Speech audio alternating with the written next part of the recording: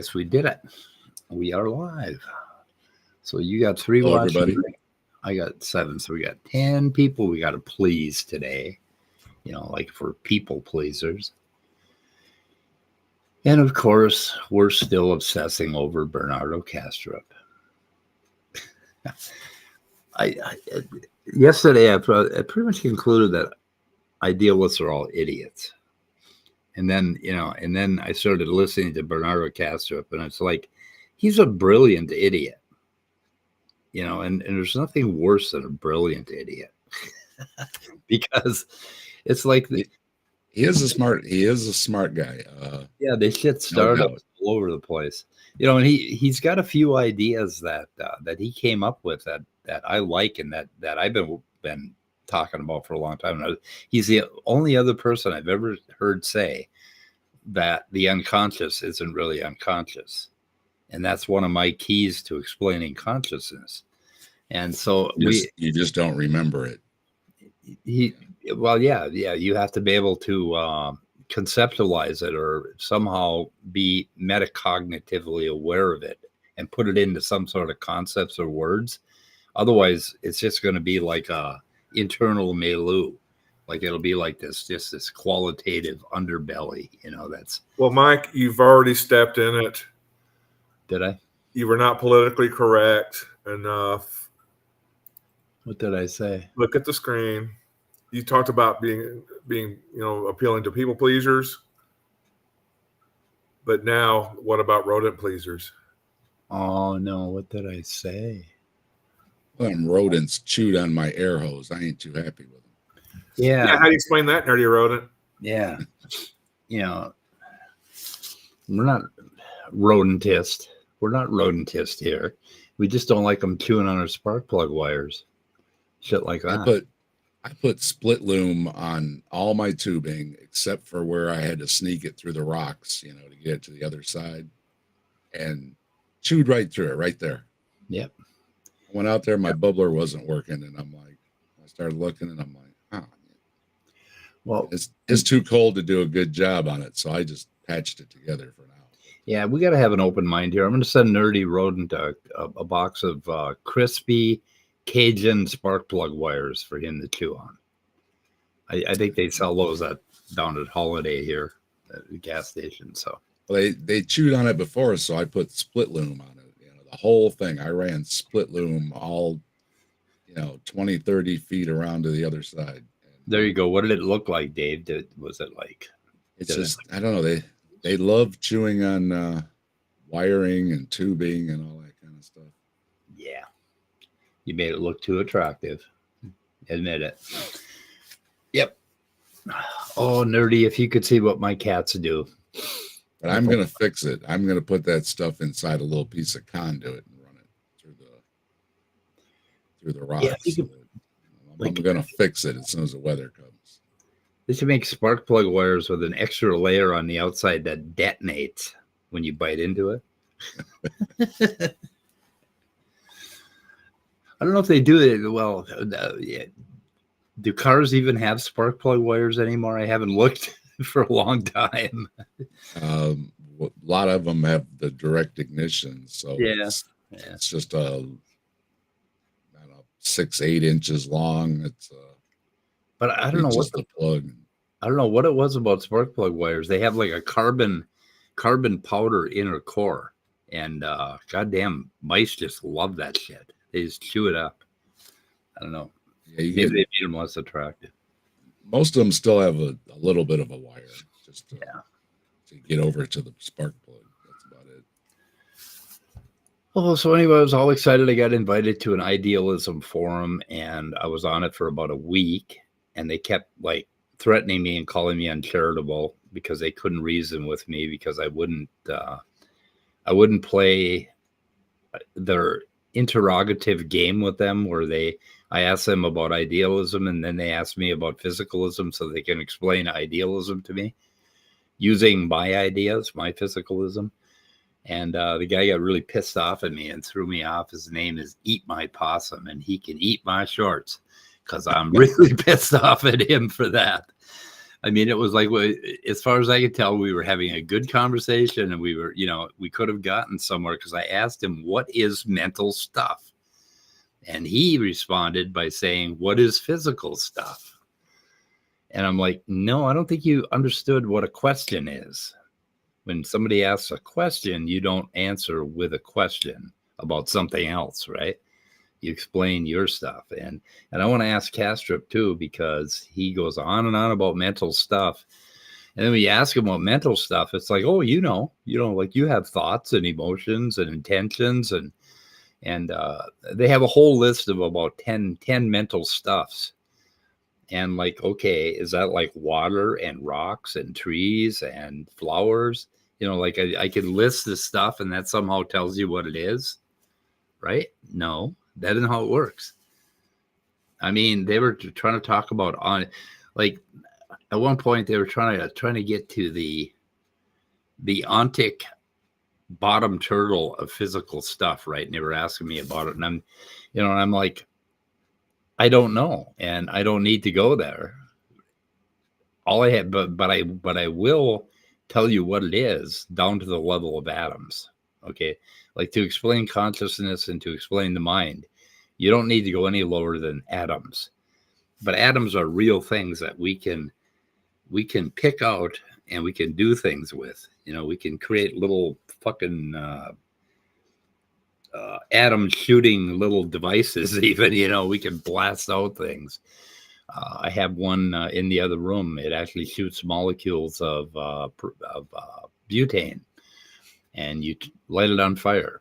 We can do that.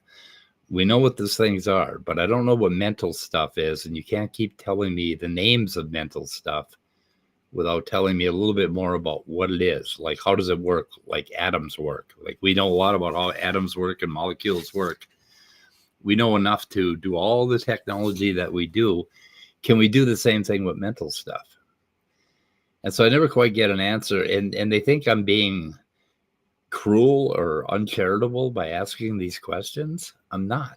I really want an answer to that. What do you guys think mental stuff might be?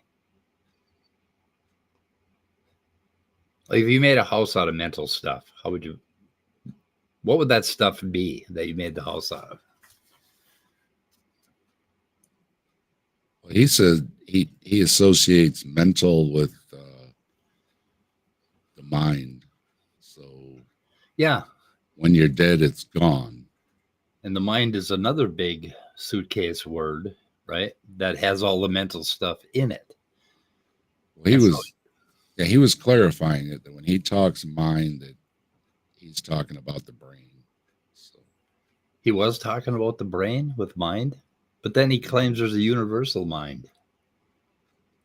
Yeah, but it's only because we are perceiving it. Well, I looked in the Stanford Encyclopedia of Philosophy for the exact phrase mental stuff, and there are basically 2 entries in there. Not like a encyclopedia entry, but there's just 2 lines in the whole thing, in that whole website, where mental stuff is even mentioned. Really? But there might be a different word that can be a synonym for stuff that I haven't thought of. Mind stuff, mental stuff. Okay. Yeah. Or mind matter, or I don't know. But yeah, there would have to be, a more thoughtful or mindful research of different synonyms and stuff to see exactly what Stanford Encyclopedia says. And my question is the International Encyclopedia of Philosophy? That's another online website for philosophy. Is it worth checking that to see what it says? Or is it, if you find it in Stanford, you'll pretty much find it in IEP? Yeah, let me check. Anybody know? Is it worth? Okay, mental stuff. Well, okay, they got a search. Okay, I'll use the search. Mental stuff. Well, we could search for mental, I guess. Mental. Yeah, stuff is kind of almost derogatory when you say, what is mental stuff? Okay, mental, Internet Encyclopedia of Philosophy, causation, mental illness, mind and causal exclusion, supervenience in the mind. Oh, there's a whole 10 pages of it on mental. Have you tried mental stuff in quotations? I don't think we're going to get anything. Right. Yeah. So what other words does Bernardo Kastrup use? Well, here we go. Panpsychism, mental stuff. Okay. All right. Well, that's being more meaningful than what we had from Stanford. Oh, they say non-mental stuff. So non-mental stuff. So let's see now. Okay, we got modern Chinese philosophy, Alt F, mental ST, mental state, UFF. Okay, non-mental stuff. They always refer to non-mental stuff. So if it's non-mental stuff, you would think there would be mental stuff, right? To go along with it. Right. I don't know. But anyway, yeah, but I guess I've gotten a little pushback when I've talked about mental stuff. They're like, what is physical stuff? It's like, well, I kind of know what physical stuff is. I got stuff laying all over my table here. So, well, it's like you have to be careful because it's like a word game where you keep trying to define things and eventually you get to words that are so basic that you really can't define them. Yeah. You have to work really hard to do that. And I think with physical, that's what you're doing. But just because you can't find other words to describe what you're talking about, it's because you already have, and everybody knows what you're talking about to begin with. Yeah. It's almost a gaslighting exercise. Well, with physical stuff, okay, we know there's all kinds of physical stuff around us. And if we analyze it, it breaks down into about 100 elements, or actually quite a bit less. But okay, so we know what elements are. We know what atoms are. And then when we delve into atoms, we find all sorts of quantum effects, and we figure out how atoms combine and the orbitals change. And then we know what molecules are, because molecules are different stuff than atoms are. They're two different atoms that have combined in such a way that the orbitals have formed hybrids. And so they become kind of a different kind of stuff. But I mean, that's stuff that we all know about. And they want to go further and say, oh, well, there's all these quantum experiments, non-locality and all that stuff. It's no, we don't have to go that far. Because when you have atoms of copper on the table in front of you, those fuckers don't just stop existing all of a sudden because of quantum effects. They don't, blink in and out of reality because of quantum effects. Copper pretty much stays in the same spot. So we have all this stuff that we know about as human beings that stays in the same spot. And so we have a really good idea what physical stuff is from a, what would you call it? From a common sense human point of view, right? So, I mean, with that, we can explain almost everything in technology with this atom stuff. Okay, here is a question from Nerdy that I think it really gets to the can you meat of the matter. And of course, now I'm having a little trouble. My memory's fuzzy on exactly how Bernardo words things. I know he thinks everything is consciousness. Like consciousness is the substance of the universe. Yep. There's a universal something consciousness. And we are differentiated identities or something that are kind of spun off that universal consciousness. So you can have mental stuff without physical stuff because consciousness is mental, right? Yeah.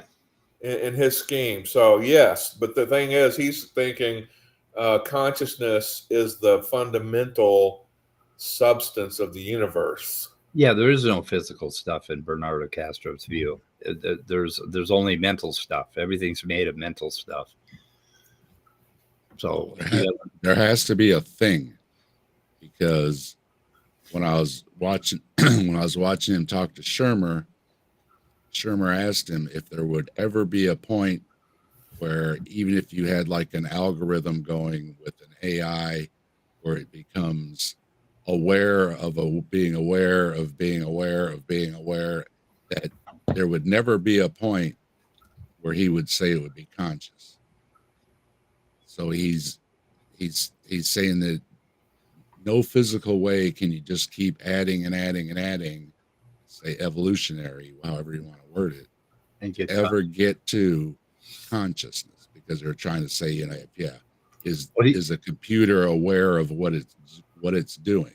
He claims. What if you wrote a program saying to be aware of what the computer is doing, and then another program being aware of, would you ever get that because of how the layers of our mind work?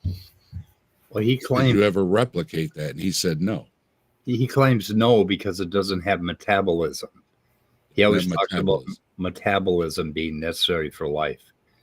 So if the computer had some sort of basic metabolism, like it had its own little power cells embedded in the silicon, and they absorbed energy from the sun, and they converted it into electricity, that would be a metabolism, right? Well, then would it be conscious magically?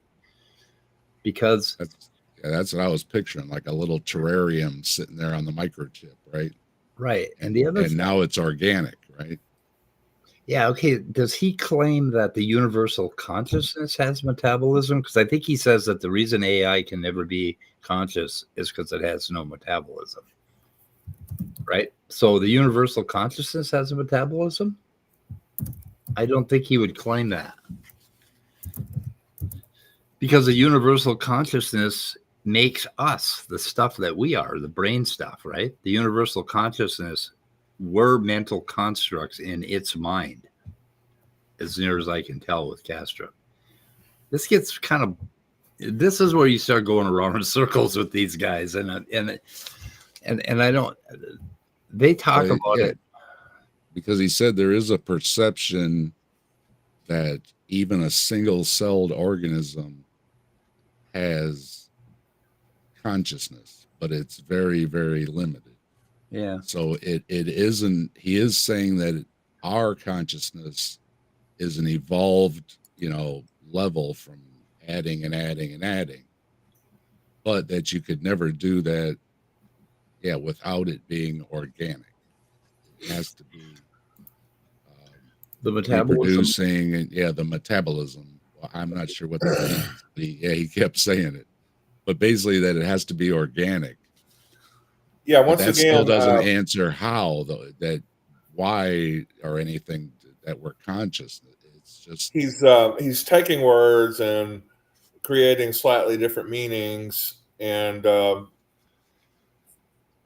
applying them to his philosophy, because I'll bet he doesn't give a very definitive definition of metabolism to go with his description of things. I don't think so. It seems because to always be. raise the question, what do you mean by metabolism? I don't think there's anything in the definition that means that the way you obtain and process energy is. I just don't. I don't know. I just don't see a difference. I would say computers do have a metabolism. You plug it in the wall, and it gets its energy from the wall, and boom, it's on top of that. That you're trying to build intelligence. So He said it's like some kind of the metabolism is striving to be something. I think is okay. See, we're putting in intentional teleological language in there now. Well, he's talking about autopoiesis because all cells strive to keep their themselves in order. Right. Right. Okay. Yeah, just the act of a single cell looking for food is striving, and you need that to ever be on that other level of conscious. Let's see. Okay, what does he say here? But then again, though, but you can't replicate it by just adding layers and layers and layers in the computer. So it's still a mystery as to when the single cell became, the same thing like with, when did humans first appear out of, the other apes? And it's like, well, it's, over a period. So where is that period where we became different than, all the other lesser conscious to that other level? What actually did that is still doesn't have really an answer. It's still like he doesn't know, nobody knows. So it's do they have still a gap that he's trying to fill. Do they have a formula to describe the transformation of mental stuff into physical stuff? He's got something here where he says one objection is exceptional because it poses some legitimate difficulty. A necessary implication of the ontology proposed in Chapter 3 is that an organism's metabolism, all of it, is the extrinsic appearance of the organism's conscious inner life. So what the fuck? So that basically what it means on the outside or what it looks like. This is reasonable enough for certain patterns of brain activity known to correlate with experience accessible through introspection. But what about metabolism beyond the brain, such as the liver, kidney functions? And what about the metabolic activity taking place in, say, a person's left big toe? If the ontology proposed in Chapter 3 is correct, then liver, kidney, and even toe function must all correspond to experiences as well. Yet, try as we might, these experiences do not seem to be accessible through introspection. Well, I think he says that, let's see, what would he say about that? Moreover, even if we were to look at the brain alone, ignoring the metabolism in the rest of the body, recent studies in psychology suggest the presence of seemingly unconscious mental processes in the brain. Okay. And then he talks about, how there's no, I don't know, what the fuck. So that's where he mentions metabolism once. Let's see where he mentions it again. Okay. Finally, we have good empirical reasons to believe that normal metabolism is essential for the maintenance of our dissociative phenomenal fields. Okay. Yeah, that's the front of... Yeah. For when it slows down or stops, the dissociative boundary seems to become phenomenally porous, and we have a psychedelic experience or a near-death. Anyway, there are rabbit holes to go down here, and it's going to take a whole lot of work with this guy because he's hard to keep up with. Yeah, I mean, he's putting out a lot of content. But Jason, go ahead. There's a whole thing about the psychedelics you need to touch on too, because he was talking about doing psychedelics is the same thing as being dead. Yeah, which is really really confused about that. Yeah. Well, psychedelics, when you take LSD or psilocybin, for instance, they cut out default mode network, which is what you kind of use every day to kind of put yourself in a place and understand where you are, what you are, and how you relate to the rest of the world. And the default mode network is a very calming network. It leaves you a little bit bored because you feel like you already know everything about what's going on around you. You discount most perception, and you reinterpret like things that you see. Like you'll look at a square or a cube, and you're not really seeing that with your eyes. You're doing a little bit of seeing it with your eyes, and you're reworking it with your brain to turn it into a perfect cube, right? So there's like an interplay with the default mode network that makes everything around you look pretty normal and not surprising. But if you take psychedelics and you get rid of the DMN, but your cortex is still firing like crazy up top, right? And your perceptual fields are firing like crazy because it doesn't shut off your sensations, and they fucking know that. They can tell that with brain scans. Your visual cortex is still active. The problem is that you're not processing it so much, so it looks very odd. It starts to move around and shift, or it'll change with the music, or it'll change as you breathe, or stuff like that. And so he's talking about, but what he's claiming is that you're going unconscious. That it's like you're going under. Psychedelic is like making you go under an anesthetic. Well, I would like Mr. Kastrup, if you really believe that, take 2,000 micrograms of LSD before surgery instead of anesthetic. I challenge you to do that and find out what kind of a good time you're going to have, because it does not make you unconscious. It does not shut off your fucking brain. In fact, it turns some parts of it on so loud that you would be screaming bloody murder. That would be a good thing to challenge him with, right? I mean, if you really believe this shit, just take more acid and go get surgery or get stitches or anything, Go ahead. That's maybe have your gallbladder yanked out. Yeah, gallbladder out. Even if you're really, really high, though, there's still a part of your brain that, that you can walk to the refrigerator and get a drink. And, you're not disassociated from reality. No. You might have, you might have the staggers if you're drunk or, with different things, right? But you can still put one foot in front of another and make it to the refrigerator, right? He tried psychedelics. I wonder which one he tried. I wonder if it was. He said he did it for 2 years under medical supervision and the I wonder what he did. It might have been ketamine. Ketamine's a weird one. I wouldn't go. I can't remember. He does say what he did. Does he really? Yeah. Oh, let me see. What if ChatGPT? I think it might be in the Shermer one he was talking about. Yeah, he named it. Sorry, I didn't write him down. I can't remember, but he did mention it. Yeah, Bernardo Kastrup. Use. I don't think it's probably not going to tell him. Okay, known for his work in metaphysical idealism. Oh, he did ayahuasca. Holy fuck. No shit. DMT. Okay, that's a different experience than LSD and psilocybin. Doesn't it make you vomit? It does that too, yeah. The ayahuasca. I wouldn't want to go voluntarily with an experience that I knew would make me vomit. Yeah, DMT doesn't, but it only lasts for about 15 minutes. You have to take it with some other alkaloids and weird shit and that stuff makes you not just vomit. It comes out of both ends. It's pretty bad.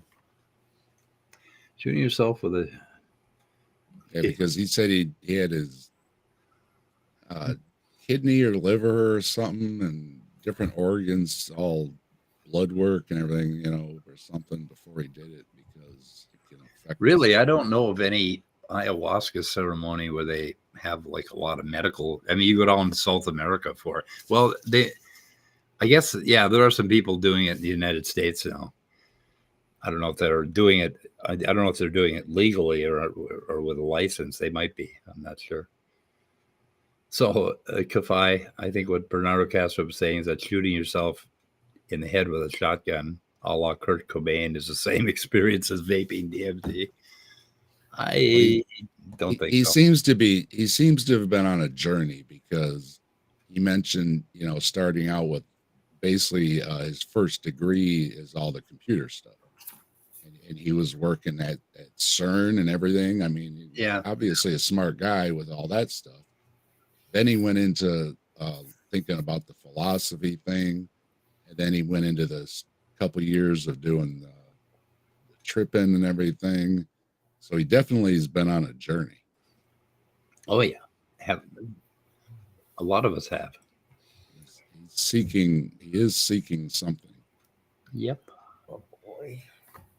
Okay, he was on Meaning and Idealism with Bernardo Kastrup on Expanding Perceptions. I don't know much about the channel. Bernardo's been like on every channel.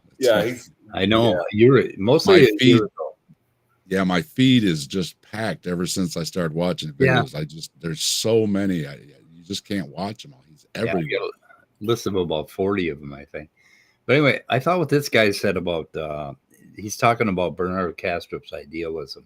I made the comment to him. I said, if we are really looking at this as in Occam's razor, then idealism to me actually explains everything that are, like it makes the paranormal normal. And it kind of helps to explain that. Okay.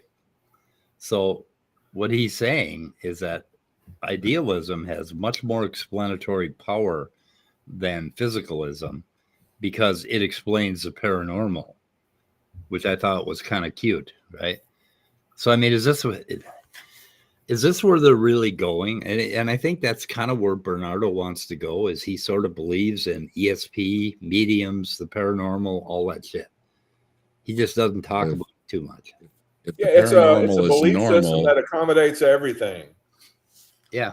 Everything if the paranormal becomes normal, then that means that it would have an understanding and an explanation that probably would be by science, and then it would become physical, materialist, and everything else that he's kind of against, right? Okay. He said he's not a materialist anymore. Yeah. Leo, I caught that too. Occam's razor. Occam's razor. Occam's razor. I think that's the Middle Eastern pronunciation. Okay. Kafai, do not listen to anything Rupert Sheldrake says. He's batshit crazy. He's just a fucking nutcake. I don't care. I went to a philosophy meetup and we had Rupert Sheldrake's book as one of our projects for about 3 sessions. And when I got done with it and got home, the book was on my car seat and I picked it up and threw it in the corner of my garage, and it sat there for 4 years collecting spider webs. I finally just dusted it off and put it back on the shelf because I might be apt to refer to it. But yeah, Rupert Sheldrake is just way the fuck out there. Resonances and all kinds of spiritual crap. And I think Rupert's also a Christian. I'm not sure. But anyway. Okay. So I got the part about that got to me about Bernardo was this here, I think. I think it starts here. We might have to listen to a few clips. Basically, what people would say if there's no hard problem, they say it's the meta problem is a series of easy problems, and if you answer those easy problems will dissolve the hard problem. So, yeah, I think so. This is a tricky one.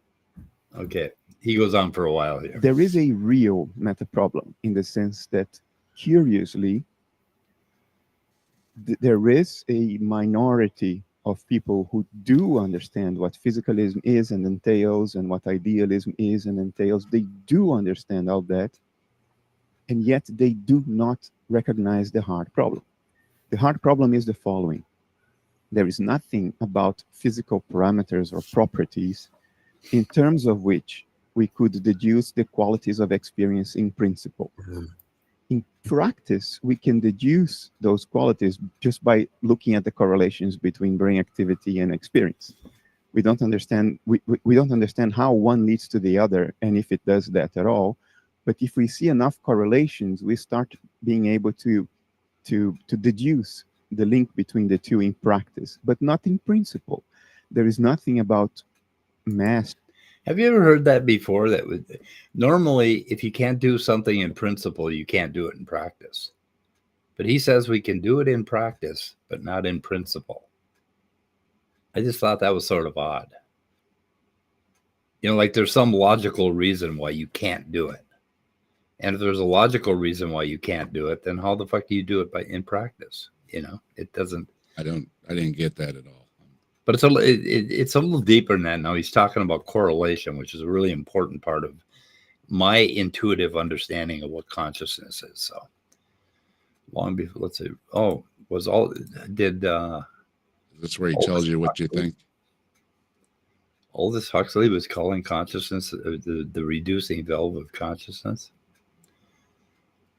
I got his book over on the shelf, but I have not read that one. I read it when I was like, I don't know, a teenager, I think. Anyway, okay. It's charge, spin, momentum, geometrical relationships, frequencies, and amplitudes, in terms of which we could logically deduce that those amplitudes and frequencies correspond to the color blue, or to the feeling of heartbreak. the bridge is logically arbitrary. And there is a reason for that I can elaborate on later if you guys ask. But that's the hard problem. Now, curiously, some people do not see it. Some people who do understand the things involved do not see the hard problem. And that's curious. It's like a blind spot in one's mind that is very curious. Now, I think most of the people that do not see the hard problem do not see it because they actually don't understand what physicalism implies and entails. They just do. There it is. The physicalists that don't see the hard problem, like myself, don't understand what physicalism is. So apparently I don't know what physicalism is, but I'm a physicalist. It's like, why would you argue with me if I don't know what it is? I'm just like, what the fuck, Kastrup? Do not understand what the hard problem is. So they don't see it because they don't understand it. Right, I don't understand. That's not a meta problem. That's just short-sightedness. That's just ignorance. It's not a meta problem. There is a meta problem, but I think it's much less widespread than people think. Let me give you an example. A lot of educated people out there who are not philosophers and haven't spent time thinking about this, they make the following assumptions, or they have the following unexamined understanding of physicalism. They think that according to physicalism, our thoughts and our emotions are in here, inside our heads. But that the colors we see, the flavors we taste, the melodies we hear, they are really out there, according to materialism. Perceptual experience and its qualities is really out there, according to materialism, they think. And it's only thoughts and emotions and endogenous experiences that are in here. Well, no, it's not materialism. Materialism would also say the colors you see are not out there. They are in here. They are quality. Now, he just contradicted himself. At first, he said materialism says that the colors are out there. And now he's saying materialism says that the colors aren't out there. They're in our head. And materialism does not say that, Bernardo. I don't. It's a little of both, isn't it?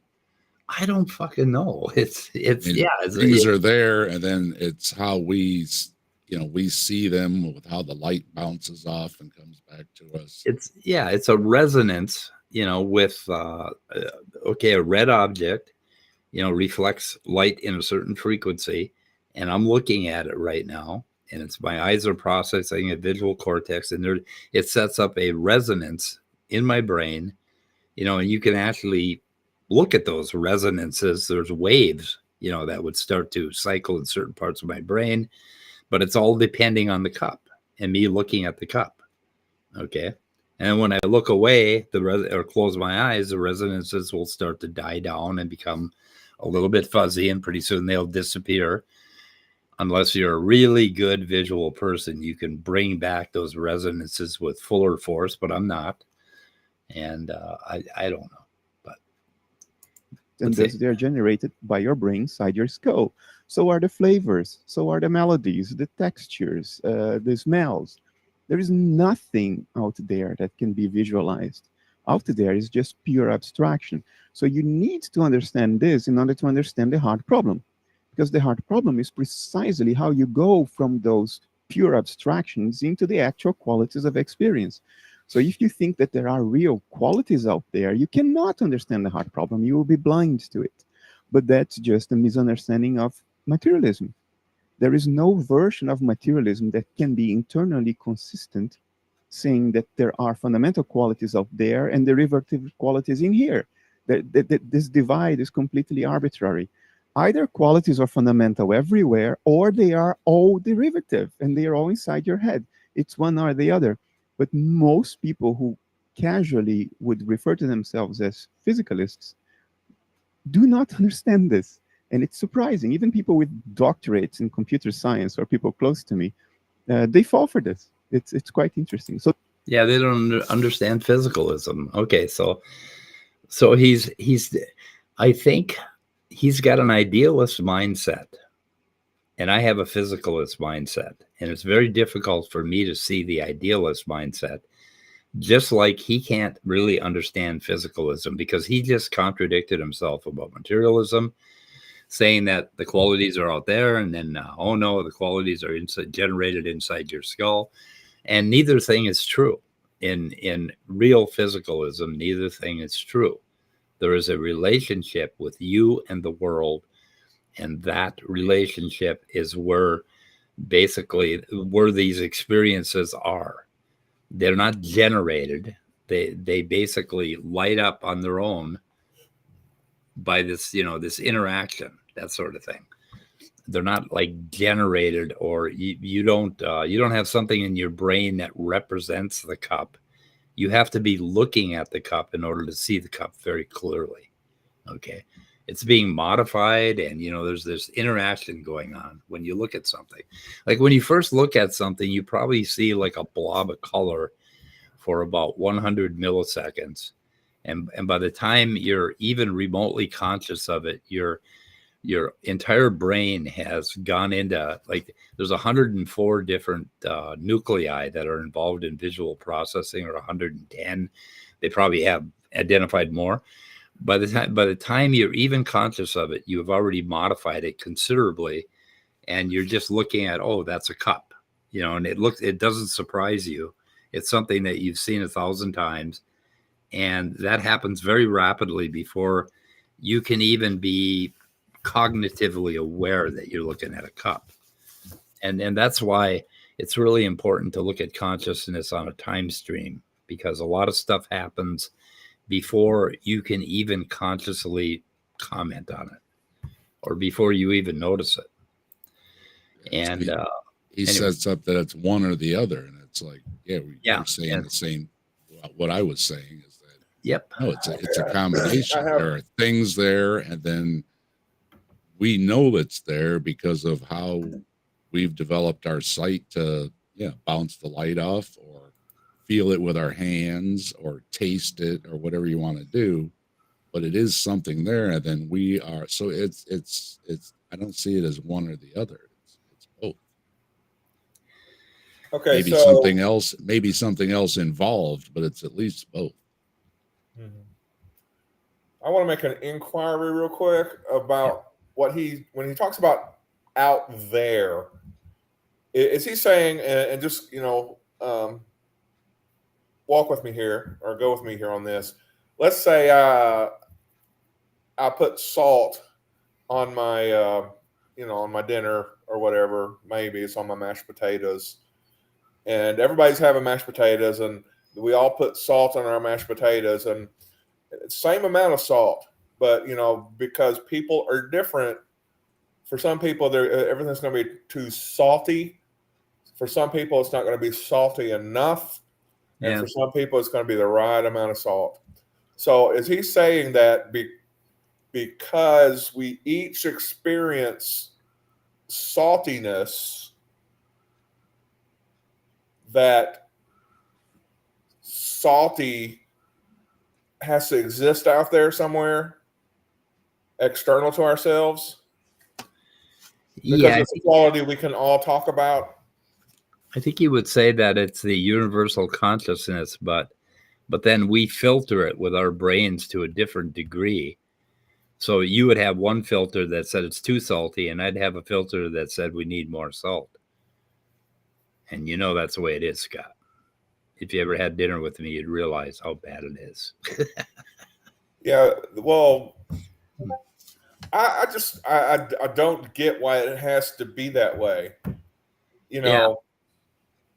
Because I can have things that have too much salt or not enough salt. So I've experienced not only saltiness but blandness, which would be lack of salt, let's say. And I've experienced just right saltiness, like the perfect French fry, usually gotten at McDonald's, actually. Where you get it, it's just got the right amount of salt on it already. You don't have to do anything to it, and that's almost like nirvana. But we can all kind of, each of ourselves, get input from one another about our own experiences of salt, and come up with the idea of saltiness, and that doesn't require anything to be out there. it's like, okay, your internal saltiness sounds similar to my internal saltiness. We'll call it saltiness. Yeah. You know, my gauge of the presence of salt and what's enough or too much.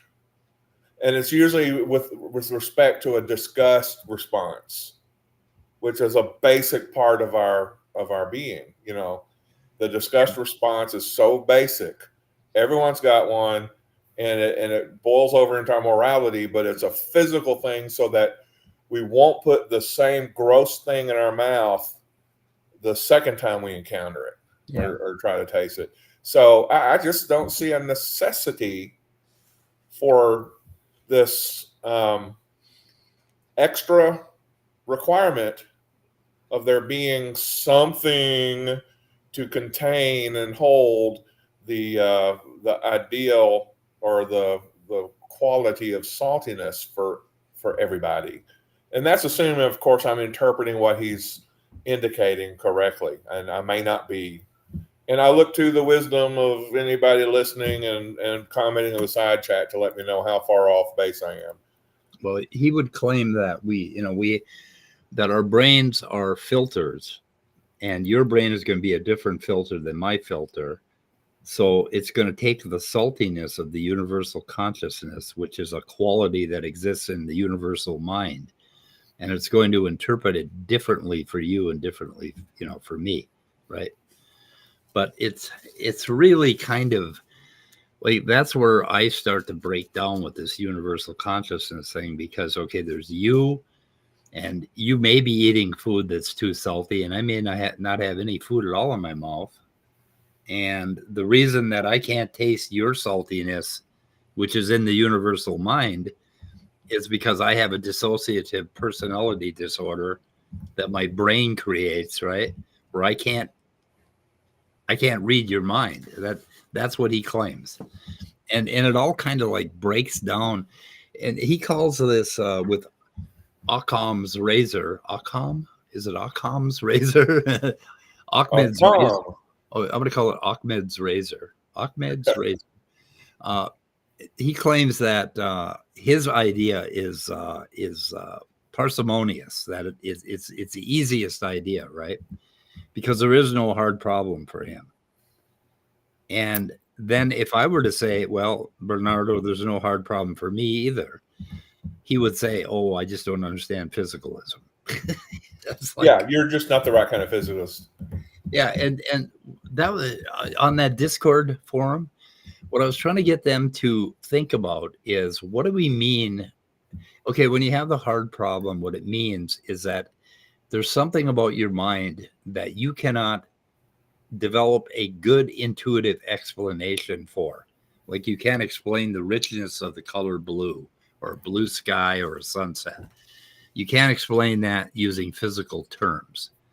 So when you explain something with physical terms, what that does is it gives you an intuition, and that means that it matches things that you've understood before, right? And you get this like emotional response that, oh, that makes sense. Now I get it. Okay, the reason my car rolled down the hill is because the emergency brake came off, right? You understand it because we understand things in the physical world very well. But when it comes to our minds, we're shit at it. We have we have some words for what's going on in our mind, like thoughts and feelings and love and emotion and quality and taste, the taste of, we have all of these things, these words, but we really don't understand mind in physical terms. And that's called the hard problem. Well, the way you understand something in physics, like your car rolling down the hill, is you have to learn about the physical laws and how all those things work. And we know how gravity works very well, every one of us, and we know how car brakes work, and we know about hills, and we know about all that. So we get this like intuitive understanding. We don't have a hard problem. Is there a hard problem of why your car rolled down the hill? No. But there is a hard problem of consciousness, because when it comes to your mind, take a look at current neuroscience literature, and there is the reason why you don't understand your mind, because it's fucking complicated. There's a lot to learn before you start to have an intuitive understanding about what's going on in your mind. And I don't think it's an intractable problem for somebody who doesn't have a hard problem to explain to somebody who does, to the point where they can say, oh, yeah, that makes sense, right? But these guys claim that there's an intractable, in principle, hard problem that we can never explain. But then he strawmans physicalism and materialism as being just about quantities and not about qualities. He's got this dichotomy in his mind, so he can't get around it. He'll say, oh, the only reason we know about atoms is because we can measure them. You know, we know nothing else about atoms. Well, I don't think so, Bernardo. Anybody who's looked at a steel bar or iron bar or a copper wire knows something about the quality of atoms. I don't know. I mean, it's not just quantity, it's quality. But then, of course, they'll say, oh, it's just the appearance of the copper bar. And that's in your mind. So right away, they want to set up this subject-object dichotomy, and that leads to the hard problem. Anytime you do dichotomies, you're going to end up with a hard problem. You're going to end up with trouble. It's like... So Sydney Raptor asked a question, auditor effect. Is that something in neurology or philosophy that I've not heard of before? I hope it's not like a joke I'm not getting. Something I haven't heard of. Okay, I can't find that comment. It's right here on your screen. Oh, it's down further. Taste food, salt remains salt chemically. Okay, there's one from Jason. And then my saltiness is not physical, it is characteristic. What does that mean? It was just kind of a joke. I think she's, or he is saying, they. I'm a salty. I'm sorry. They are a salty person. Yeah, I don't know. They is safe. Jason Jacoby, it sounds like the guy in the video suggested that. Yeah. Tree falls in the forest doesn't make sound unless someone. Well, the universal consciousness is listening, according to Bernardo. Well, the universal consciousness knows all. Knows all. If a tree falls in the forest, Bigfoot did it. Bigfoot hears it. Yeah. Oh, let's see. NP hard. Yeah, is it NP hard? Let's see. Okay, I still can't see it. Will you please put it on the screen? The one about auditor effect? Yeah. Oh, there, right there. Yeah, that was on the screen before. Oh, it's wow. It's just two questions, yeah, or two words. And I was just kind of wondering. Oh, okay. They were chatting back and forth. Okay. Didn't mean to get into your private conversation. Okay. But to what Scott was saying, though, about it seems to be adding something unnecessary. And this, again, he's adding in something unnecessary because, like you were saying, Mike, just because we don't know right now doesn't mean, some genius tomorrow isn't going to figure out, this is what makes us conscious. That makes them really mad when you say that. Yeah. And then all of their endless hours of philosophizing just piles up on a dusty shelf. So I need to mind my business. I'm just way too nosy. God, a lot of this seems to be that he doesn't want to seem to wait for an answer, So let's sell as many books as we can before they figure it out. The thing is, if you do a lot of work in neuroscience, you start to get closer and closer, and the hard problem starts to dissolve. But there's always this thing where you're going to think, oh my God, but I'm conscious right now. Like my right now conscious doesn't seem physical, and it seems like there's something there, this phenomenal consciousness in the moment.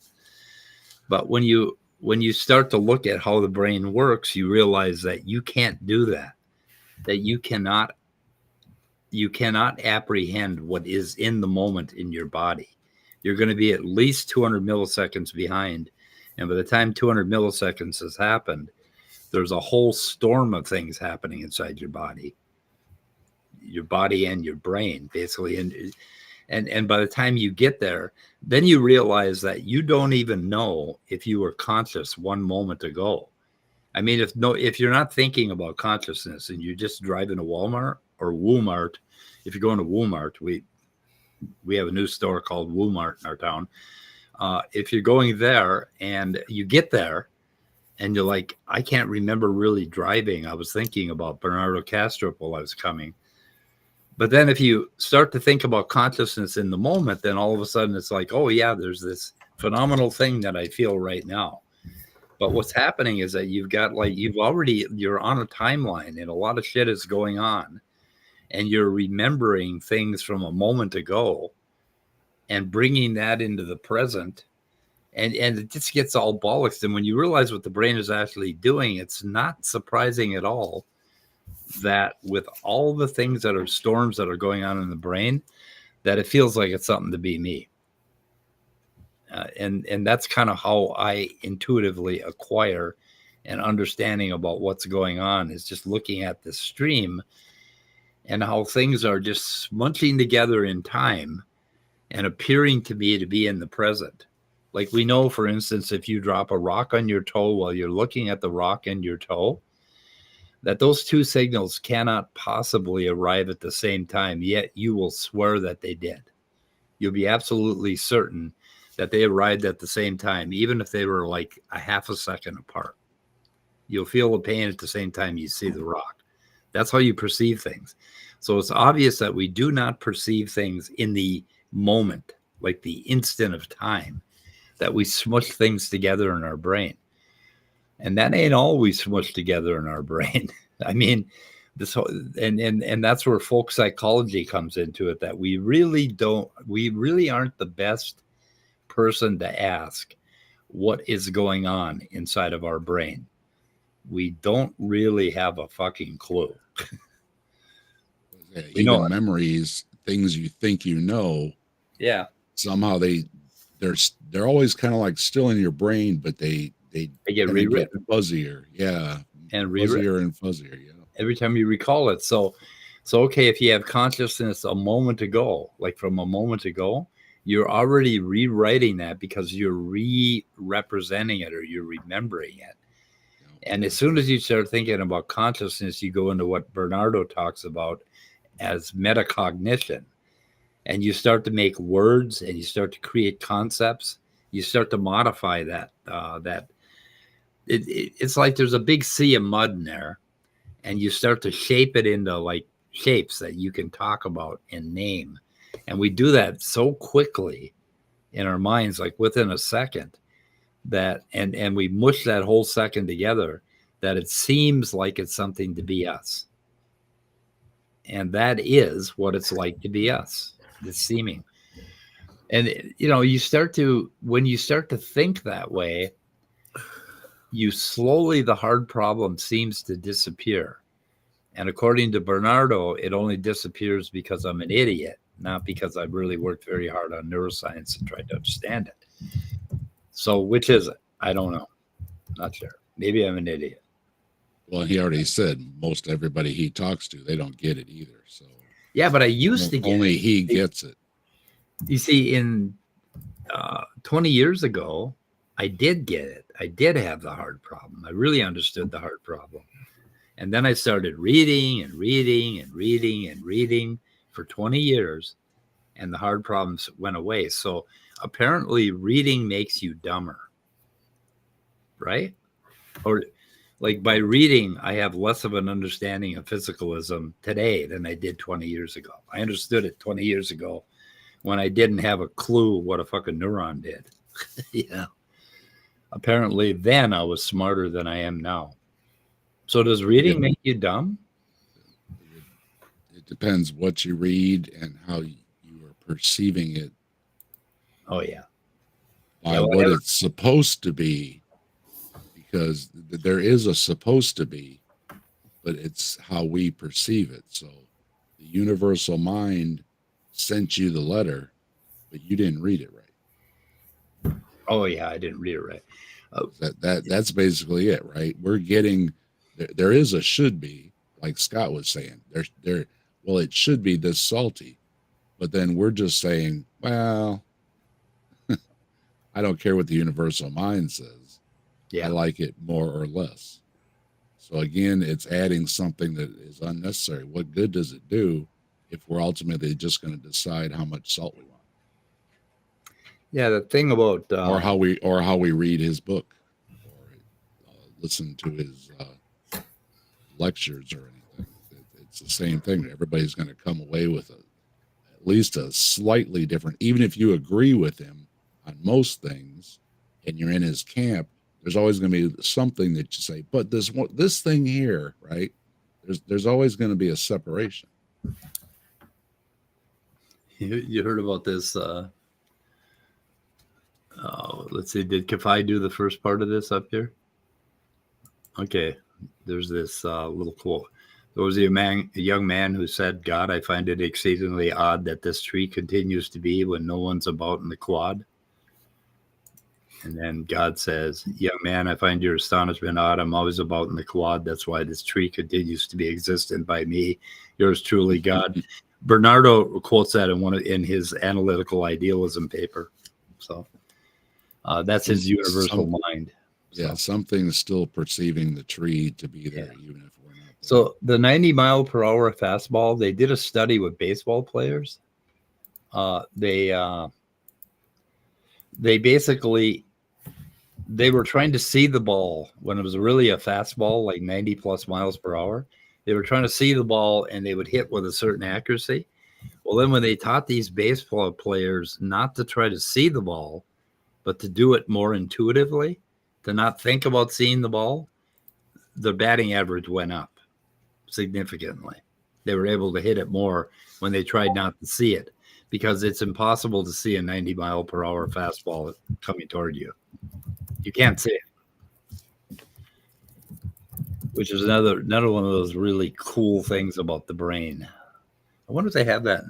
My ex bought me out 100 odd things about the brain that you probably didn't know. And there's a whole bunch of stuff like that in there. I should look it up. Think how in tune you have to be with like every muscle in your body if you're one of those free climbers, you know? Yeah. Is that another level of metaconscious because of you're how well they're trained, or there's you have visual systems that are much faster than your conscious visual system. It's superior colliculus, and there's some nuclei in the thalamus that basically have all these maps that are capable of extremely fast reactions, and you will jump before you're conscious of something. You'll start jumping before you're conscious of it because you have these faster processing circuits that are just going like crazy. And when you learn Taekwondo or some martial arts discipline, if you do it right, you'll stop doing it in your conscious mind, and you'll start letting your body do it without consciousness. Basically, your body will just do it by itself. And they call that muscle memory. Yeah. Which is a physical thing. Yeah. So what did I do? Hey, real quick, I just wanted to point everybody to one link in the description. I just thought Paulogia today had a great analysis of the basically the no true Christian fallacy, the one where, well, you probably weren't really a true Christian because you deconverted or deconstructed or whatever the word is. And it was an analysis of, there it is, Tim Barnett and I Want to Be a Cool Youth Minister hat, and somebody named Elisa Childers. And so anyway, go pay that some mind. And I expect to spend a few hours just looking at the comments because there's some very good and thoughtful comments throughout there. And I don't know, I haven't seen a lot of Christian comments, but maybe there will be some. But go take a look at that, follow that link, and you'll enjoy the analysis. He's not cool enough because he doesn't have the hat on backwards. Yeah, that's really going to make you excel. The young man preacher I was listening to the other day, he had the hat on backwards. Yep. He responded to my comments too. Who did? Mentioning, he's got a whole lot of tattoos, and I mentioned some about, doesn't it say you're not supposed to mark the flesh? He says, well, what does it say in the verse before that? It says you're not supposed to cut your hair. Looks like you ignored both of those things. So I don't know what his point was with what does the verse before it say? It says you can't cut your hair or your beard. And he's got a shaved head and he's clean shaven and tattoos on him. Like, I don't think that's following the Bible. I really don't. Oh, I had such hope for that Discord server. I thought those idealists were going to give me a deeper understanding of how they think. And they threw me out. I really hate that. Mm-hmm. It threw me out before. Yeah, they were ageist as fuck. Oh yeah. What do they say about me? I'm old. That's why I'm set in my ways. And then they came up with this theory that, I'm thinking that we're the wave of the future. That their particular, I guess they're all different kinds of idealists, but our idealism is the way of the future. And these old guys, they just can't. They're just too into their materialism. Yep. And so. They Not for self said old people are sometimes set in their ways. He's 73. That explains it. That's why, they couldn't talk to me about materialism and shit. Anyway. And it was all in where the hell, where did I say something? They're talking about charity to, let's see, but yeah, that's maximum charity to reductive physicalism. I don't know where that is. The young man preacher dude's name is Keenan Clark, by the way. Oh, okay. And that responded to me. Alyssa Childers is some kind of singer or something? Was that what it was? I don't know. I haven't seen it. She's a book author because, she wrote a book because Paula Gia mentioned it, but I don't know what she is in the Christian world or in the world at large. This is the first time I've heard of either one of them. Although the Tim Barnett guy looks a little familiar. I may have seen him around. Yeah. Maybe it's because he doesn't have his hat on backwards. I'm not recognizing it. It could be. Yep. It always reminds me of the meme where the guy has his hat on backwards with his sunglasses up on top of his hat. And then he's got his hand over his eyes, shielding so he can see. And it says, if only they invented something to help you see when the sun's up. Yeah. So here's what got me thrown off. I said, so eat my possum. I want you to tell me how you got to idealism from our base state of believing in material objects outside of ourselves. I assume we are all naive materialists at the outset, and that some of us have come to idealism. I do not want to play this interrogation game where you ask me questions about my physicalism with the hope that I will say it like your version of physicalism. If we do that, I will likely disagree with even the basics of your questioning, the language, etc. Then you will get even more frustrated with me. Do you see this? And I got tossed off. Like what I was getting to is, when you start talking to a creationist and you start asking them to say, okay, well, tell me about Adam and Eve and how genetics worked all the way from there. And they'll say, well, have you heard that evolution has said this and that? I mean, they'll automatically start talking about your idea of evolution, right? So they'll start asking you questions when you started asking them to explain what they think, right? What do you think? How do you think God did it? 6,000 years ago. And how does it explain how all the animals hopped off the ark and turned in all these species? Tell me about that. And they'll say, well, evolutionists can't explain this and that. That they turn it around and they want to talk about your ideas. They never want to talk about their ideas. And then when you answer some of their questions about evolution, they'll say, well, how did abiogenesis happen? And it's like, wait a minute, dude. We started out asking you questions about your creationism. We're not talking about my abiogenesis. We're not talking about my evolution. These guys did exactly the same thing to me. I was asking them to explain idealism to me, and they couldn't without bouncing off physicalism. So I said, okay, so you need physicalism to support your idealism? And that's kind of what Kastrup is doing. What he describes physicalism, except he says, oh, but it's all mental. I mean, so he'll be talking about physicalism and science, and he'll be agreeing with everything that physicalism and science says. And then he'll say, oh, but it's all mental. And it's like, okay, all you've done is relabeled physical with mental. And he answers that criticism somewhere, but he answers it in a fairly lame fashion. I'll find it at some point. Yeah, that's one reason why he actually gave for blocking you or banning you. Is that he accused me of having certain positions that I'd already denied. In other words, you persisted in not believing his interpretation of himself. Yeah, I wonder what that is. I can't remember what that was exactly. You guys didn't agree when they were telling you what to think. Yeah, I mean, we had a lot of disagreement. He told me that he's a teacher, and he says when I teach, I ask questions of the students so I know that they understand. And I'm sorry, dude, but I do understand what the fuck you're saying. Just speak the words to me. And if I don't understand them, then you can start asking questions. But he wouldn't speak the words to me. I asked him what mental was, and he wouldn't talk to me about it. Deconverted man's got a lot of questions, too. He wants to know how we all have a lot of questions. Work. Antihistamines? Yeah. Well, no, there's a hard problem with the hard problem of sneezing. How antihistamines work.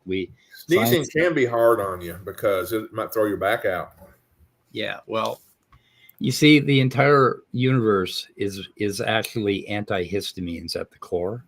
The ontology of the universe is antihistamines, and that's how they work. Okay, just trust me on that one. The universe is one big antihistamine. Oh, no, I wanted to mention Scott was talking about a video. Grayson's video is out about his visit to Dino Land, by the way. Oh, it is? Okay. On his channel? Yes. Now we got to link it. I watched it earlier. Very interesting. Let's see, base theory.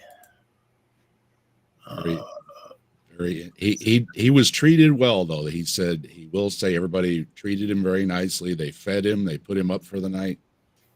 And what's the name of it? Took him out to dinner and everything. Oh, here we go. Okay. Something about his visit to Dino Land or something like that. Yeah, let's take a look at that. Let's put that up. Here it is. Spending 24 hours at Creationist Dinosaur theme park with Grayson. God, that kid gets around. I'm telling you. Yeah, he's a very likable guy too. So yeah, and he's really putting it. He's really putting the time in. I mean, he gets on the plane and he goes to every debate. And then I really liked him. His question at that debate between Professor Dave and hell, let's just promote him. He's Dr. Dave to me now. But Dave Farina and James Tour. That was a really good. He was at DebateCon. He was at DebateCon too. So I have links. I have links in my description, Dave. I should send them. I'll send them to you by text, and you can put them in your video to make sure you have the same links. How about that? That'll work. I'm going to put them in our three-way text. Grayson was polite and everything, although he did say at one point that he didn't like the discussion while they were eating dinner. You'll have to watch the video to see why. Okay. But otherwise, it was mostly it was cordial, and they had their little debate and everything. And yeah, you get to see Kent's little setup is. I'll give this away. His little setup is in the front of the church. Oh, here's where they drown kids. That's where the kid drowned. Yeah, he mentions that too. I don't know if they actually. Wasn't my fault. Wasn't my fault. Really. But if you, he even goes for a ride in a car with Kent Hovind. He took the tour, and if you watch, he's got a certificate that Kent gave him that he took the. Wait a minute, the Grayson, tour. You got into a car with Kent Hovind? Stranger. And he drives like an idiot. Stranger danger. I mean, wait till you see it. Yeah, he drives like a freaking moron too. And didn't your parents teach you anything, Grayson? People in the vehicle. You're not supposed to get in the car with creepy old men. Funniest part is he said he was the only person there. Really? It looks like a desert. Is that a fucking desert? What is that? Well, it's Kentucky. It's like a KOA campground. You know, they've got the lakes and places to camp, and then they got their cabins. And wow. And he's got all his creationist stuff, you know, and whatnot. And I guess you know all his little things that he's always flashing on the screen in his videos. Those are nailed up everywhere, even on the trees. Wow. Oh, that's whale evolution. But yeah, you look at a tree and there's some placard there. Whale evolution, just nonsense. This is a must watch. It's special. What do we got? Ask the African witch doctor, the butt naked general, cannibal turned believer on YouTube. He will tell you about demons. What the hell? I think my comment is this was interestingly peculiar. Yeah. You got a comment down here? Yeah, my comment should be there. Cool. No, it ain't. Oh, it's probably down here somewhere, right? It's probably down there. There's Claude. Oh, there you are. Yeah, there I am. Interestingly peculiar video.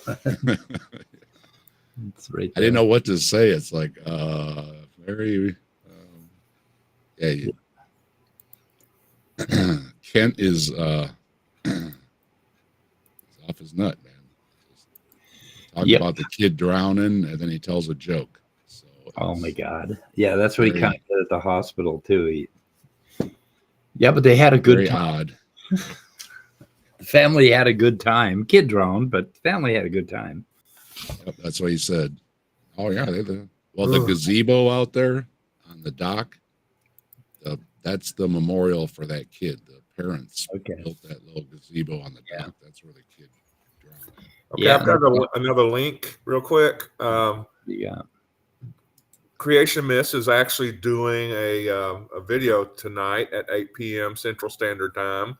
Wrong Answers Only, number 4, the New Answers book, chapters 5 and 6. So anyway, that's I think an AIG takedown.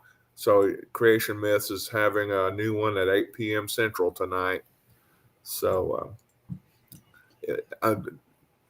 Speed will put it in the description real quick. Going in right now, and I also put it in our chat, so you can put it in your video, Dave. I think tomorrow night is Kentucky Atheist and ASHO doing their Jeopardy trivia type game. So okay. Yep. Check that out if you're not doing anything tomorrow. Let's see. Okay. Oh my God, Tsunami or Sumami, you got to have a wrench. I'll give you a wrench. Come on, man. I didn't know. Uh-oh, somebody doesn't have a wrench. Somebody doesn't have a wrench. Sumami doesn't have a wrench. Joseph Goliath. Yeah, Grayson was out on a road trip, and he was taking pictures for the Flat Earthers, and he went to that never finished collider thing. And, he was getting around, and he just decided to show up at the door unannounced, and that's what he did. And it was very interesting. No, you get to see Hovind's set, so that was kind of neat. You got to rent Tsunami. I take this shit seriously. I'm drafting a letter of apology and flowers, which I will send to you shortly. Just post all of your personal information in the side chat, and we'll send those to you right away, including your credit card number. No, we don't need that. And when you stay at Hotel Hovind, yeah, there's no Bible in the nightstand. Really? No, because somebody will steal them. Grayson was expecting there to be a Bible in the nightstand. There should have been. There wasn't. He could have called like the local chapter of the Gideons. I'm not going to tell you what is in the drawer. You have to go watch the video to find out. There is something in the drawer, but it's not a Bible. Need to watch that video. It's a dildo. Is it a dildo shaped like no crucifix? No, it's not like that. We'll watch it. You'll see what Hovind replaces the Bible with. Okay. Somebody suggested that when you go to a hotel that you stay at frequently, that you go there and you put $100 in that Bible somewhere, and then you go back a year later and see if the $100 is still there. Ooh, that's a good one. Yeah. And not one of those $100 fake gospel tracts. Not the kind you print at Dino Adventureland. That's in one of those God Not Dead movies. He sent the daughter off to college. He was worried about her learning all that science and evolution stuff. So he put money in the Bible.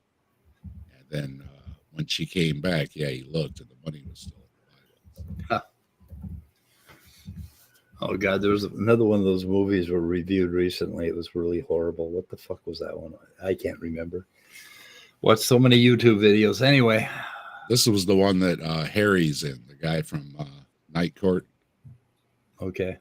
He was the evil professor teaching that biology. Oh, yeah. That was the atheist professor that challenges students or did things that a professor would never do in a college. He passed away a couple years ago. Did he? Okay. How about Harry? The guy played Harry Stone. Yep. His name is Harry. Yeah. Harry's son. Yeah, he always played. Yeah, he's one of those people that played his own name. So they just changed his last name. He also played. He was that humor columnist in the sitcom. Okay, who played Harry Stone on Night? Harry Anderson. Harry Anderson. I'll bet somebody was. And he was also a legitimate performing magician too. Yeah. He was a magician. Multi-talented. There's a YouTube channel called Chuck Norris. Sure, why not? Is Chuck Norris still alive? I believe so. Well, I heard he got bit by a cobra. And after several agonizing days of pain and suffering, the cobra died. Okay. You let us in. You hooked us in. Yeah, that's a good one. That's from the Untouchables. Now, what am I looking at? I don't know. It's I Am a Stegosaurus. Deconverted man poet. Deconverted man. Is this for children? Be forewarned. Put the disclaimer up. I'm not sure if I dare play this. What does he say? Should I play it? I don't know. I'll link it in the description. You can play. It's pretty short. 5 seconds. It can't be too bad. It's from Deconverted Man. Oh. It worked! My time machine worked! I am a Stegosaurus! What the fuck? Okay. Whatever. I didn't even forget about you. You're so quiet. Okay, Scott, are you dealing with rattlesnakes in the background, or what are you doing? Oh, no, I'm sorry. That was I left my dog out in the cold, but she's a Siberian Husky. Well, at least a half Siberian Husky. And I think she just really likes the cold. Yeah, Snack was outside for like 30 minutes. I had to go get him. And he comes in, and his paws are freezing. And he's lifting them up and shaking them, and it's like he was out there hunting, and it was 4 below zero. It's like, what the fuck is wrong with you? So that cat is a national treasure. My older dog is right back in, does his business. He's right back at the door. The other one's out there, and I'm calling for him. I was like, hey, I'm freezing here, dude. Yeah. My sister's dogs go out, and they run out, and 2 seconds later, they're like, nope, run back in and pee on the floor. If you did hear any kind of rattlesnake sounding noises, it's probably her little leader feet, her paws, her clicking on the floor. Yep. Yeah, my St. Bernard used to go out and his feet would get, snowballs on him and he'd come and click on the floor and then he'd slip. Yeah. We're having a heat wave today. It's up to like 20 degrees. So. Yeah, we're like, I think we're like at 17. Oh my God. No, 13. It's the 17th. 13 degrees. I'm going to go out in the sun and get some sun. Go and sit on the lawn chair for a while. So that's why we got a shooter in the head now. I have to go get some sun. We got another little dip in the temps at the end of the week, but then next week it says back up to about 40. So. Yeah, it looks like next week it's going up again, and for January that's pretty high temperatures that they're predicting. Yeah, I wonder if we're going to get up into the 70s at the end of the month or something. 2023 was the warmest year for since 1880, I think, something like that, in Minnesota. Maybe but it's cold out right now, so that means all the scientists are wrong. The climatologists don't know what they're talking about. Yep. Can't you see it? It's snow. I've got snow out in my front yard. I mean, where's the warming at? Yes. Of course, it's been 40s and 50s up until a few days ago. Yeah, our lakes just froze. The ice fishermen are running out there. They're really happy. That's why I was telling my wife when I was younger, I remember there was always snow around here. Yeah. And my dad was when he worked in the factory, and if the guys all got an idea, the whole shift would go, So if it was go golfing or if it was go fishing, if the walleye are running in the river, the whole shift would go fishing, or they would go ice fishing, and you could drive right out on the lake. And I can't remember. Been years and years now since you could get out on the lake. You can do that in Minnesota. My dad said that when he was a kid, the snowdrifts were as high as the telephone poles, and they'd take sleighs and horses and run over them and pack it down. And that's how they got to town. But there was a lot more snow, and it was a lot colder back in the 30s. We were joking. We almost died going up to the corner store the one year. We were going to watch the football game, and Buddy and I went up, and there was huge snow drifts. We're trudging through feet of snow. There was a wind chill of 30 below or whatever it was. Your nose is freezing shut. You can't breathe. And we only got to go, literally the corner store was half a dozen houses away or something. We were spoiled. We had a corner store. Yeah, we're joking, dude. We're gonna die going to the corner store to get some potato chips to watch the football game. So the weather is definitely different here. And my friends in Florida were talking about how strange it was not having rain over the summer. And they've lived down there for years, so I can't remember just not having rain in Florida. When I was in first grade, northern Minnesota. One morning, the local radio station reported a temperature of absolute 64 degrees below zero. And my mom bundled me up and sent me to the end of the driveway to wait for the bus. And I remember hearing trees cracking in the forest, like branches cracking off and falling because they were so brittle. And I was out there waiting for the bus, playing, I looked like Kenny, with a little viewport, right? All bundled up. But yeah, they'd send us out to school, wait for the school bus when it was fun. And your mustache froze over? I didn't have a mustache then, Scott. I can't imagine you without that mustache. So yeah, right. So 7 years old, I imagine you with a mustache. Yeah, I had a mustache and a beard back then. Yeah. But it was, they'd send us out to play when it was 40 below, and like when I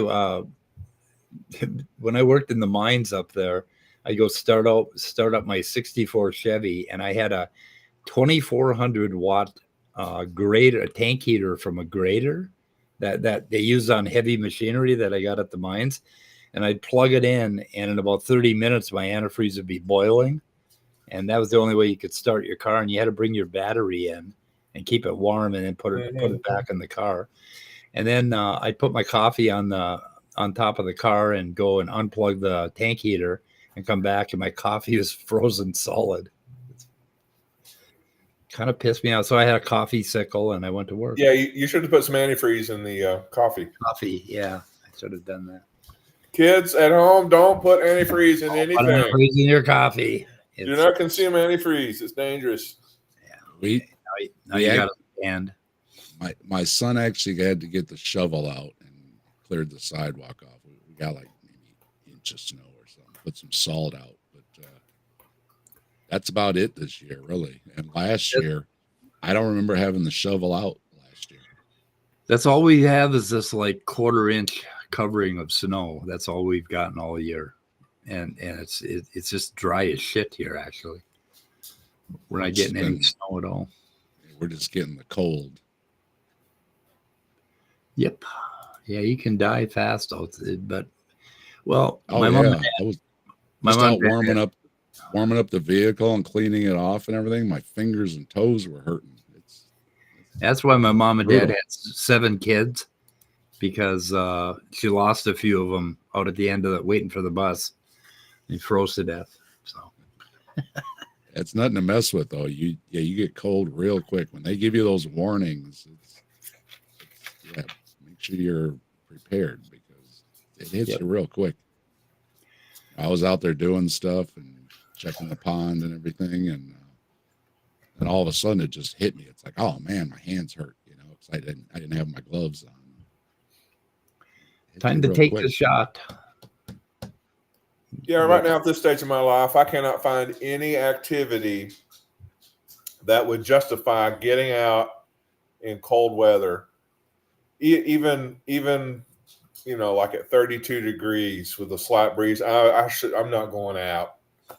Yeah, I might run across, to the bigger house over there to, hang out with my family. But it's cold. I got my hoodie on, and this is my Bigfoot hoodie.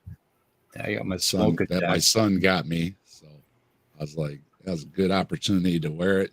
Stay nice. I tell you what, there is nothing like a good Bigfoot, even a bad Bigfoot story is still pretty good. Those things suck you in.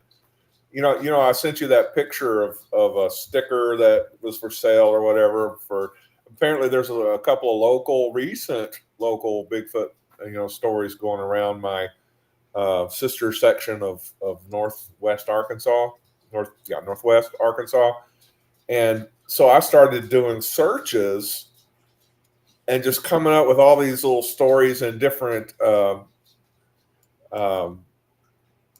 newspapers, online newspapers, but they were reporting stories taking place like down where the Boggy Creek monster, had been sighted a few times, and then up close to where my sister lives and a few others. And pretty soon I was just, it's amazing how you can craft those stories and give absolutely no information about anything, and yet feel like you've, read about a Bigfoot sighting. It's just Boggy Creek. They made a movie about it. Yeah. And I reviewed it with Bree over at Hypocrisy. Yeah. Yeah, my wife asked me about doing Bigfoot stories with the show and everything. See my new microscope down there? It's right next to it. This one. So I got 2 of them side by side. Yeah. I like it. Yeah. Yep, I got to go play with it. So we got to shoot her in the head. I was having a lot of fun with mine yesterday. I spotted a lot of critters in a drop of my pond water, and I was just fascinated just watching them swim around for like a half hour. I had to keep bringing them back into the view. I keep reaching back and putting them back in view, and I was watching them on a big screen. Fascinating. I'm guessing everything in my pond water is sleeping right now. So I put it in jars, and then I've had it in the house for a little while. Yeah. And I put it over by my plants, so there's a plant light on them and everything. So in the spring, I'm going to get down there and get some I'm looking water. Yeah. I want to see the larvae and stuff like that too in the spring. That's going to be neat. Yep. So Mike and I both have new microscopes and twin microscopes or identical microscopes. We bought the same ones. Yeah. That's right. We got the same microscope, and hooking up to the camera and everything is it's a lot nicer on the eyes. Yeah, it is. Yep. Okay, we're going to shoot it ahead. I think it's time to see everybody. And Sydney Raptor, I hope you're not talking about one of us not liking you, because that's ridiculous. But anyway, if we're not responsive enough to you, let us know, and we'll respond the hell out of everything. And CJ, if you're watching, we did do some looking around, and we're going to do some more looking around about Kastrup's peers, but a lot of them seem to disagree with him, and he even said so himself. So, yeah, and one thing if he's right, he's standing alone in his field. So, one thing I'd like to say about Kastrup is everything that he seems to be actually putting out seems to be just kind of a repainted version of the same old picket fence or whatever that, you know, Buddhism and pantheism and other types of isms have put out before. It's just like a reformulated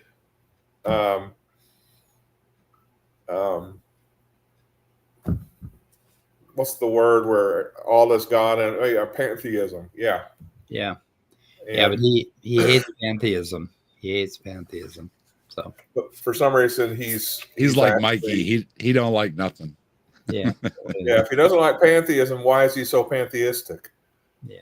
Well, he's got in this 4-hour video, he really gets deep in the weeds, and he starts going around in circles. And I was like semi napping while I was listening to him, and I had to shut him off because it's like, Jesus Christ, dude. It's going to take me 20 pages of paper to diagram what he was talking about. And he was really getting into the shit with structuralism and a bunch of other stuff. And I've got to go back and listen to it because it's like, what the hell are you saying? It was like he was going in circles all over the place and bitching about physicalists. He really has a problem with physicalism. Damn physicalists. Like, you guys. Matters all that matters. It's long. Get it. You just don't. A long video. It's like we don't understand physicalism. Otherwise, we'd realize how dumb physicalism is. Does that sound like a straw man to you? I'm about 2/3 of the way through on that 4.5 hour video. Wait till you get to the structuralism part. Oh my God! And yeah, you got to watch it in pieces because it's too much. So that you're watching a Bernardo Kastrup video. Yeah, 4.5 hours long. Yeah, so is it the one linked at the top? I think. Okay, because I want one where it's not him just going off on different topics. I'd like it to be a thorough presentation of his. Otherwise, I'm having to read through his book, which is I'd rather. Well, he has that 8-part series on Essentia Foundation. Yeah. Explain. Well. His whole thing is right here in this philosophy of the mind thing. Or where the hell is it here? Where? What am I doing? Okay. It's in this analytic idealism thing. He explains his entire. Yeah, that's what I'm going through reading. Yeah. Slowly. I would keep getting distracted. It's easy to distract me from reading Kastrup because it's I just at every paragraph I find something that is subpar about it. Yeah, and I don't mean that in kind of an arrogant I'm smarter than everybody else look, but it just feels like an old bad paint job over somebody's old pantheism.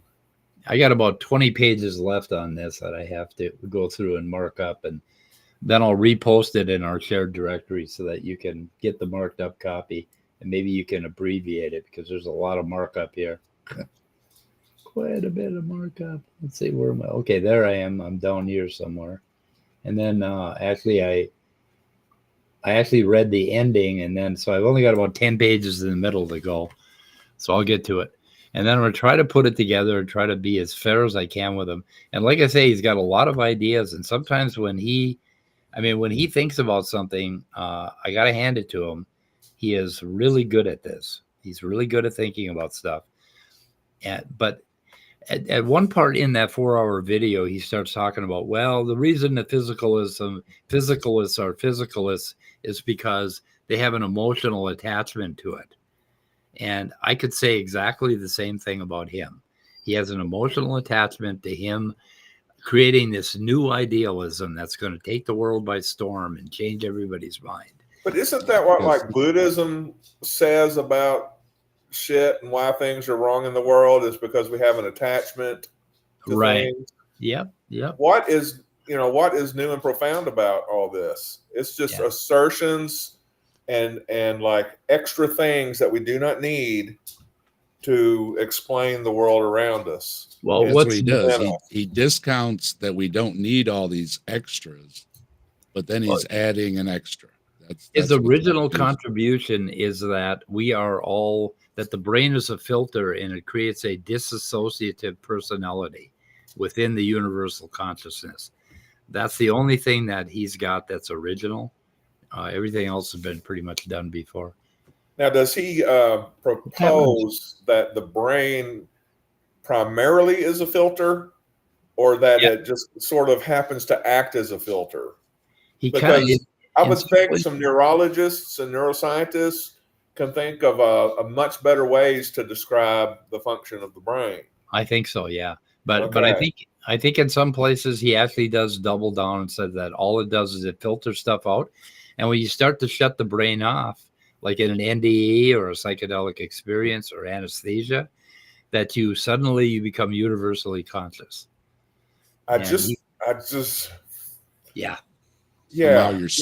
Somehow you're separated, but he'll also say that nothing actually leaves your body like a soul when you die or anything like that. So it's still physical inside your head. That's it. And the fact is, for millennia, people have been eating the wrong berry or the wrong fungus, or getting hit in the head and losing a lot of blood and having all of these sensations that can be explained much more simply in terms of neuroscience. So, all these years, it's just been, yes, we understand that people have these experiences that they interpret as, otherworldly, or being one with the universe, or being everything, or whatever the beliefs are. But you can see where accidents and unintentional ingestions of things could be behind all that. It's not like the normal is the global psychic field or whatever, the global consciousness. The normality is we are a physical process that's in a system. There's that whole idea of systematics.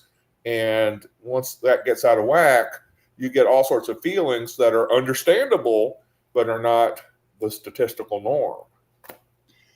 Am I clear at all? Yeah. To end things out on a little. What is that? That's the critter that I was watching, and I was just mesmerized. It's got all these arms. It's got all these little things buzzing around the outside. It's got all these little things going on the inside, and it's moving around. That is the dissociated conscious field. Yeah. Yeah, he's really dissociated. It's moving because you see I have to keep bringing it back into focus. Wow, that is neat. So this is just one of the numerous critters I spotted in one drop of water. Is that one of the videos you texted to us? Because I didn't. It might. These are the good ones I did on the software. The other one I just captured off my phone. Okay. Cool. Wow. So this is playing with the software. I was zooming in and out. And what magnification is that? I think this one here is 75, maybe. about, I think 75% fills up the screen. And Okay, once you go over 100, it's more than the screen size, and you got to move the scroll bars around. okay. Wow. Yeah, there's stuff going on inside, outside, and then every once in a while there's this little speedster that'll go zipping across the screen. Yeah. And I spotted that. That's a little fat looking worm thing, and he just shoots around. And I spotted a bunch of other different ones. So. Command Cyborg, you missed everything. We're shooting her in the head. Okay. Yeah, I am going to put some of these together and make a little video. So there'll be a science video coming up here. Yeah. With, what's living in Dave's pond. I'm going to go watch Grayson's base theory. Oh yeah, you got to see it. It's video. great. It sounds very interesting. Okay, let's get out of here. All right, folks. Yep. Thanks for stopping by. Goodbye, crew.